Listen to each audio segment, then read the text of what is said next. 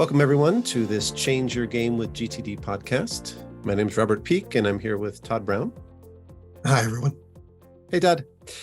So in this podcast series, our goal is to have a conversation about a variety of topics that are related to well-being, that are related to greater effectiveness in your life and in your work, and really all around this methodology called getting things done, or GTD, which a great number of people have embraced to help them have a little more stress-free productivity in their lives. That's the promise, that's the goal, and that's kind of the purpose of these conversations. And as we were talking just now, Todd, we were talking about how often one of the kind of unusual traits maybe of the getting things done methodology, something that kind of differentiates it from other approaches to productivity, differentiates it certainly from the idea of simple time management, is the idea of creating next actions and putting those next actions into contexts on lists. And I think this isn't something we do naturally. We're not trained to do. In life, we're much more trained to think categorically about how things fit into different categories, red or blue, big or small. And so when people come from a to-do list mindset, or from just any of us in traditional categorical thinking from our school days, this can be a bit of an unusual concept.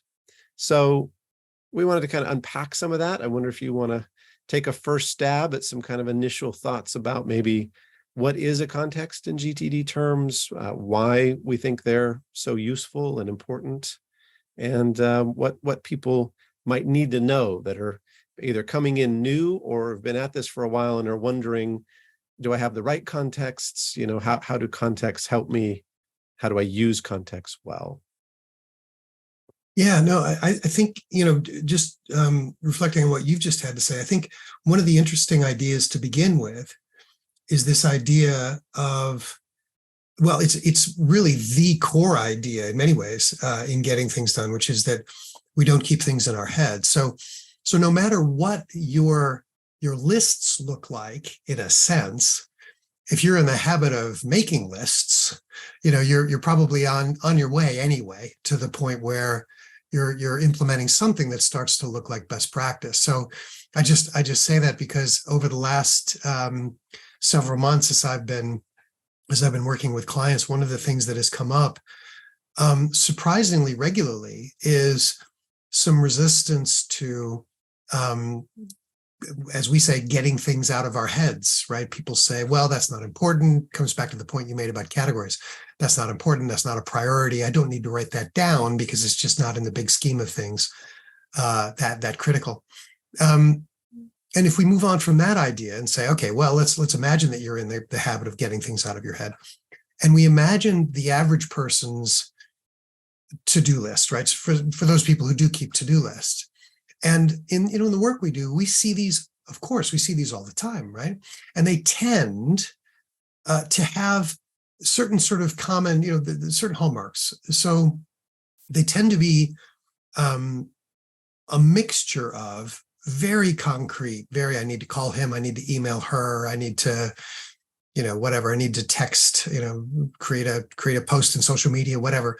They tend to be a mixture of those kinds of things, as well as much bigger, vaguer in many cases, longer term in many cases kinds of things. And so there's a mix in there.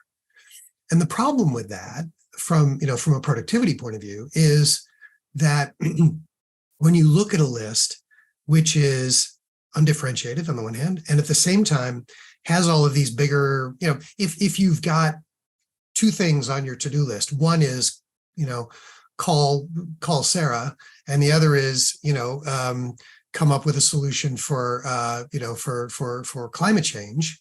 Well, you're going to be drawn to calling Sarah, not because, solving the climate change problem is not a priority, but because it's just too overwhelming, right? So that brings us to this idea of next actions. And the thinking behind next actions is, let's be really concrete about what it is very next that you need to do that. So, using the clarifying questions that we recommend as part of the methodology, we could take, solve the problem of climate change and ask you, okay, what's the very next thing you need to do in order to get going, right? What does starting that look like?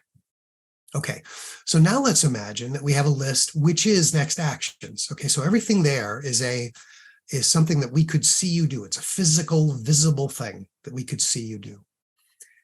Now comes the challenge, and this is where contexts, I think, are particularly relevant, that most people, if you look at their next actions, they're going to have many dozens, most people, and in again, many cases, more than 100, more than 200 in some cases, okay?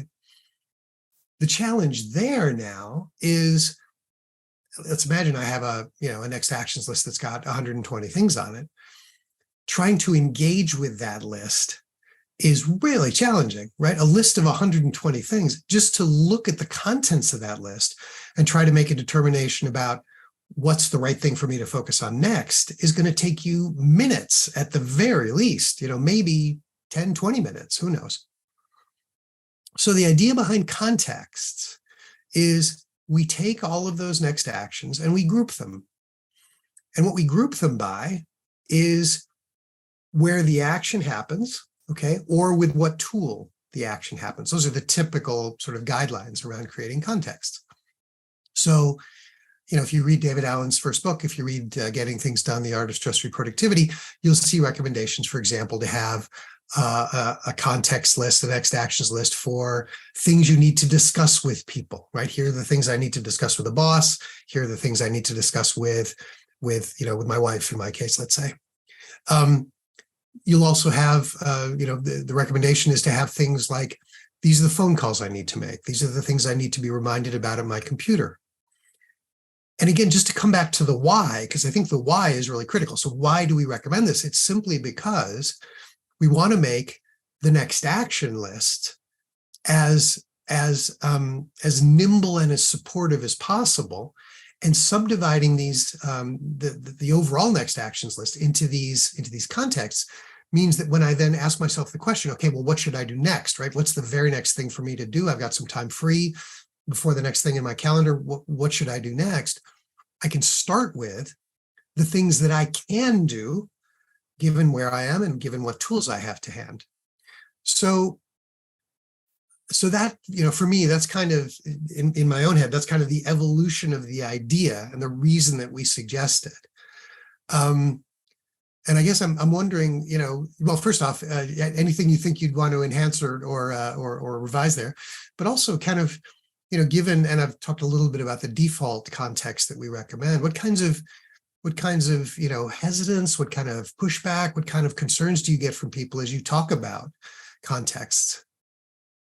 Yeah, that's great. I just want to say I really appreciate how you kind of really started at the beginning with your analysis of context. So many people go straight to the context into which we put next actions. But as I was hearing you talk, I kind of little light bulb moment actually of going, the projects list is a context in a way as well. The context there is I want to look at the longer term multi-step outcomes. And so many people don't realize that you don't need to be looking at that every moment of every day. You actually probably want to look at that more like kind of once a week to make sure that you have appropriate next actions that are moving you along in that direction. So I really appreciate almost the kind of taxonomy that you laid out there of context, because I think it's really helpful framing for all of that. And so following on from that, in terms of your question, one of the biggest things I hear people say is, but how do I prioritize? I want a context that is priority 1, priority 2, priority 3. I want a context that will help me focus on the most important stuff, because again, as you pointed out, our categorical training has also a lot of impact on how we think about different aspects or areas of our life, different things that we're doing as essentially important and less important, right? And we're very much trained to go focus on what's important, focus on what really matters. But the incredible irony there is that our minds, particularly our creative imaginations, seem to be kind of aspatial and atemporal. They seem to not understand that we can't do certain things in certain places or unless we have certain tools. Or the third thing, unless we're in a certain mindset or frame of mind that we'll be able to do that productively.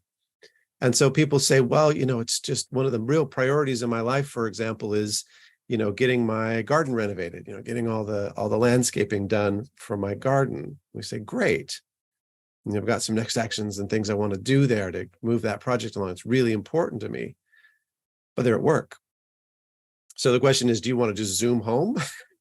Right? Is it that important that you want to just leave work, take the day off, suddenly go and do that? No, of course not. But your brain doesn't really, in a way, know that you're at work. If you're trying to think about all the great things that you're going to be doing with the garden and how important it is all day long at work, you're really not, devoting your brightest and best synapses to the task at hand, which is do your job in your office. So it's just a funny thing where I mean, famously, I think it was Steve Jobs who said, you should have like 3 projects in your life and you should be able to write them on an index card and put them in your front pocket and just focus on that. But of course, he was famous not only for the iPhone, but for his kind of monomania, really, and the Steve Jobs route is one where, he basically had someone write his biography so his kids could get to know him. So if that's the kind of approach you want to take, of super categorical, hyper categorical, 3 things matter and everything else doesn't, you're welcome to it. It's an option. But what contexts allow is that it allows, I think, for the brain to be able to acknowledge the practicalities of what's possible. And so often we forget that all we can do moment to moment is what's possible, what's in front of us. We go off on these flights of fantasies, of vision and long-term things, and again, how great the garden is going to be. But this brings us back to reality in a way. And so having good context, I think, starts with reality. What is the reality of where you are, of what you have available, of how you're doing? And in that sense, when people say, what about prioritization? I say, well, it's practical prioritization. The very first cut is the practical cut. And your brain doesn't do that. Now, it can go off and prioritize things when you're doing the weekly review and you're engaging with projects, and that's all great. And that'll probably help you take better next actions and manage your calendar and manage the time element of what you're doing in the coming week and so forth. But context, to me, really are the promise of being able to be present with what's possible and do that well, and to string along those little moments of doing things well into a successful life and career, basically. I love the way you put that, this idea that this whole approach creates the space or creates some awareness in our brains about the fact that we can't do everything we want to do at any given moment, right? That we are limited in that way. And in some ways, when you get to that realization, it's a bit of a duh, well, of course moment it certainly was for me, But at the same time, as you say, our brains aren't really our brains were not wired to be working, and I mean working in the sense that being productive in a let's just say a professional capacity, in a situation where there's a lot of ambiguity about what it is that I can do next. There's I have a lot of different options that as time's gone by, the technology has gotten a lot more varied, and the number of tools that I can use has gotten a lot more varied. The brain is not really built to dovetail all by itself, to dovetail with the reality. And so I think one of the things that GTD allows us to do is really to put that join in, right? To put that, to allow the connection between our brains and our current reality. And that's why I think it's so valuable. As you were talking about it, I think I might have mentioned this in a previous podcast that you and I have done together, but there was a blog that got done by one of our associates, David Griffin. And David, hi, if you're listening in. He did an absolutely beautiful blog. This was several years ago, where he talked about the fact that, or he asked the question, it was a bit of a thought experiment. He said, if you are going to the grocery store with a list of things you need to buy, do you want to see on that list paving stones? Okay. And the answer is no, you don't. That would be being reminded about something in the wrong context. And I just love that little example of, because it makes it so clear why it is that context can be so valuable, right? But one of the very first times that I sat down and talked to David Allen about about sort of GTD was very early on in my days with getting the business started and getting certified and doing all that. David said something which is still stuck with me, as have many things that David said over the years. But he said, in response to a question that I asked him about, my own system and how it works, he said, "How do you want to be reminded?" He said, "How do you want to be reminded?" Okay. And what I love about that is there are two ideas there, if you unpack it. One is the idea that I need reminding, right? My brain can't do it all by myself. I need the external support, right? So having some sort of an external system, as we've talked about many times, whether it's digital, paper, or papyrus, some sort of external system, right, where I have these reminders. But the other thing that he said was, how do you want to be reminded, right? So what's important to you about this reminding process? And what that meant for me was, okay, these, to bring it back to the topic we're talking about today, these contexts, right, that we suggest, the default context that we suggest, if you read David's first book, those are suggestions, and they might be good for you. Some of them might be good for you. All of them might be good for you, but you might want to change them. And ultimately, I guess the way I quite often put it when I'm doing work with clients is, think about yourself in different situations in your life, right? You're on the way to the office. You're at home. You're in a meeting with your boss. You're out and about, right, on the streets of your town, right? In those various situations, if you said to yourself, okay, I'd like to do something productive now, what would you want to see? And if you do that experiment, what I find quite often is that people go, yeah, actually, I quite like this idea. This happened to me just last week in a coaching. This person has a commute into London. They're on the train for a half an hour plus every day, each direction.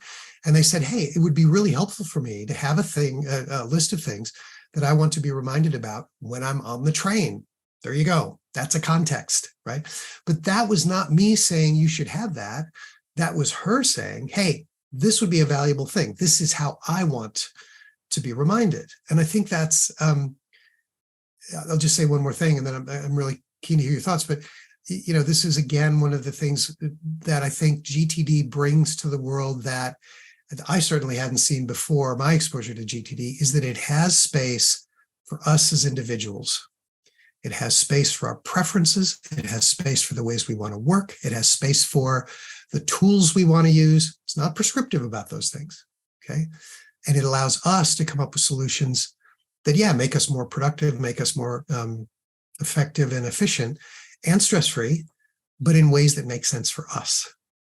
So there you go. I feel, as I sometimes say in calls with clients, I desperately now feel the need to stop talking and see what your thoughts are. Well, I was just really enjoying hearing you unpack all of that, because I think so much about the heart of what you're saying about this being for you and customized is the fundamental message that helps people understand why contexts matter and how context can be used for them. So you talked about, what do people balk at?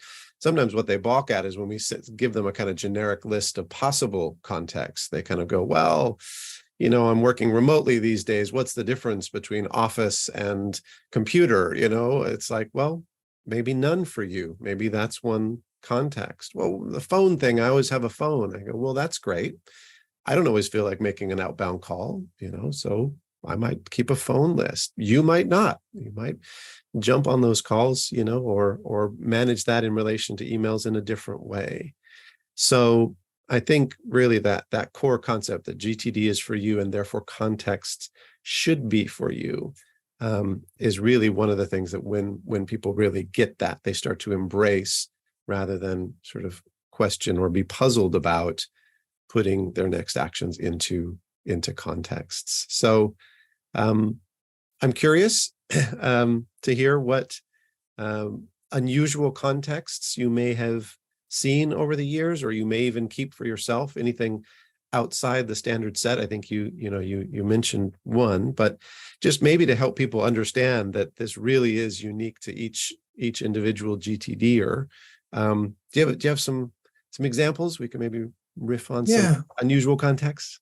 Yeah, sure. I don't know how unusual they are, but let me just mention one that I think is is a family of contexts that I think can be very helpful for a lot of people. So, for those of you that haven't read the book, one of the or been exposed to the training or the coaching, one of the things that we recommend people consider is a list called at computer. So a context called at computer. And the thinking behind that is, okay, these are the things that I want to be reminded about when I'm at my computer, whatever that looks like, whether, I'm in the office or whether I've got my laptop or whatever, right? Or whatever my computer is. Now, quite a lot of people, I actually remember seeing some social media post. Somebody said, well, GTD recommends a list called at computer, and that makes no sense. Therefore, GTD doesn't work, right? Somebody said something along those lines. But anyway, and I do understand, let me be really clear. I do understand how many people would resist that context, right? Because, to your point, that's just the percentage of things that I focus on at any given day that have to do with me being at the keyboard in front of the screen. That's a big percentage, right? And so having a single list of those things might result in a list of at computer actions, which would be dozens and dozens and dozens of things, right? Which is not going to be attractive and not going to support my productivity. So, in answer to your question, what I quite often see people do is they'll subdivide that list, right? So they'll have, instead of just at computer, they'll have emails to send. They'll have, websites to browse or internet searches to do. They'll have, I actually saw somebody not long ago create a new context called, in essence, things to discuss with ChatGPT. Interesting context, right? So here are the things, what she was recognizing was that she was getting some initial very positive results out of having some interactions with ChatGPT. And she recognized that quite often involved a bit of time, right? It wasn't just a quick hit, quick sort of internet search. It was, as is implied by the word chat, it was a bit of a back and forth. So, so that was another, computer-based context for her. So that's really common, I think, and especially as time has gone by and we've become more reliant on our digital tools, breaking down the computer list is not a bad idea. I'm also reminded of people that I've worked with over the years who are folks who work in tech, developers and folks like that. Quite often what they'll do is they'll break down their computer contexts by the tool they're using, right? Within the development, testing, kind of framework, rollout kind of framework. The tool they're using, they'll break it down by that. So yeah, that's just some sort of early examples. And I did love the ChatGPT example because that's very real world and very sort of current. How about you? What have you run into out there in the real world?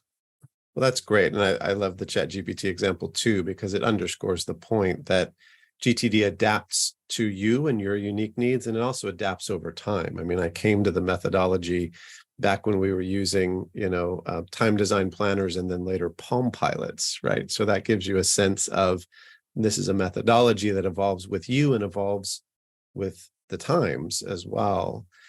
For me, I've seen a lot of great contexts over the years. There's a farmer on GTD Connect who has a context called South Barn. They just have a lot of property. And if you're going to put on your wellies and trudge over there, there's only certain things you can do there versus at the main house or what have you. And I definitely resonate with, people doing programmers or, people in tech that have different contexts like ChatGPT or Jira or in Salesforce or in whatever kind of tool you're in. I have one that's helpful to me that I developed fairly recently, I'd say, pandemic era, called Write, Record, Code. And what I identified there is that those three types of activity, writing a long form piece, recording a video, or writing some software code, all have attributes in common in terms of my willingness to be interrupted during that activity and the kind of general frame of mind I need to be in to be able to get into that and be able to do a good job of that. That it's certainly not something I'm going to do 5 minutes before a meeting, for example. And it's probably something that I'm going to want to do in the morning versus at the end of the day when I might be a little more ragged or more prone to making mistakes, for example.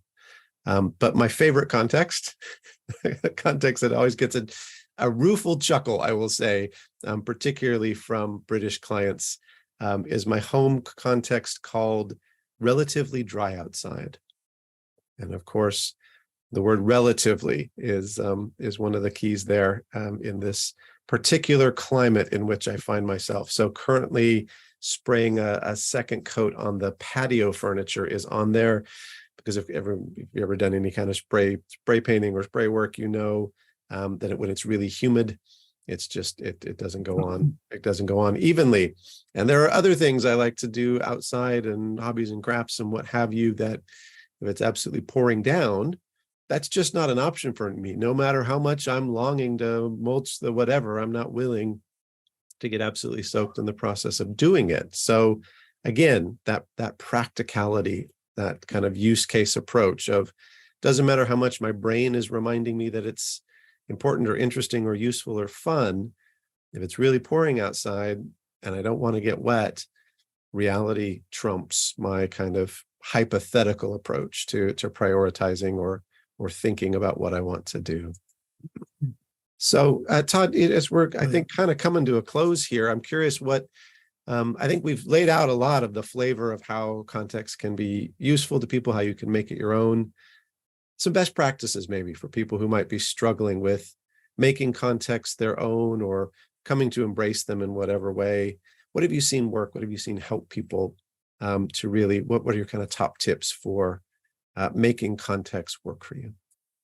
Yeah, I think two things I'd recommend right off the bat. The first is to have a look at sort of the core context that we suggest, just because even if you decide you're not going to implement all of them, they're probably going to provide at least some inspiration for how this is going to work, right, overall. So have a look at, computer, agenda, errands, waiting for the various contexts that we recommend, just as a starting place. And then if you're not drawn overall to the approach, if you sort of say, yeah, it just seems like I'm not there, or I don't really see the benefit of it, then what I found can be very helpful is to allow your contexts to evolve very naturally. And what I mean by that is just start keeping one next actions list, just one. Okay, call it next actions. And as next actions are defined, go ahead and put them on that list. Okay, so as you make decisions about what the very next physical, visible thing is you need to do to move things forward, put them on that list. And then once that list gets to be a bit chunky, 15, 20, 25 things, where your sense is, hey, this list, when I look at this list, it's just going to feel a bit overwhelming. Then have a look at the contents of the list and see if the contents inform any sort of natural evolution of of context, right? Some people going through that sort of process will come up with, hey, okay, well, what I've identified here is there are a number of things that I need to discuss with various people. So maybe I should have a separate list, which is just things I need to talk to people about. There you go. And just continue that process. And that will then, I suppose, again, if you're not really drawn to the sort of generic list, that will then mean that over time, you will have contexts which you have self-identified, and therefore, in theory anyway, will have bought into and will have seen the value of. So that's an approach that I've seen work a lot with a lot of people over the years. How about you? That's great. Yeah. And particularly useful, as you say, to be organic in terms of having those expand. I would say in terms of challenging the context and potentially getting rid of ones that aren't as useful to you. Another kind of technique is something we borrow from the user interface, user experience design world called use cases. And all it means is really, can you describe the circumstances under which you would go to that particular folder or tag or piece of paper or whatever it is that has that list of items in that particular context? And if the answer is no, not really, then it's probably hypothetical, and it's probably time to cull that one and really get real. So I would say the biggest tip for me is get real with your context. Make them real, make them practical, make them work for you. Todd, great conversation. Once again, certainly a lot of, as I said, some aha moments for me. So Hopefully that's the case for those of you out there listening as well. We do these regularly, so if this was useful to you, please like and subscribe. We also take requests, as it were. So this particular one, David had written into us and said, hey, can you talk more about context, and particularly, in the era of kind of, working from home, where there's kind of one big major context where you work in. So hopefully, David, that we unpacked some of that for you, and also potentially reached out to the wider group that might be puzzling over context in general. So for now, I would say go and, work this, try this. And if you have further questions or thoughts, as I say, we do love hearing from you. info@next-action.co.uk, or go to the contact us page on next-action.co.uk. And until next time, from me, from Todd, go use those contexts, go be practical about it, and go, as we say, be kind to your future self. See you next time.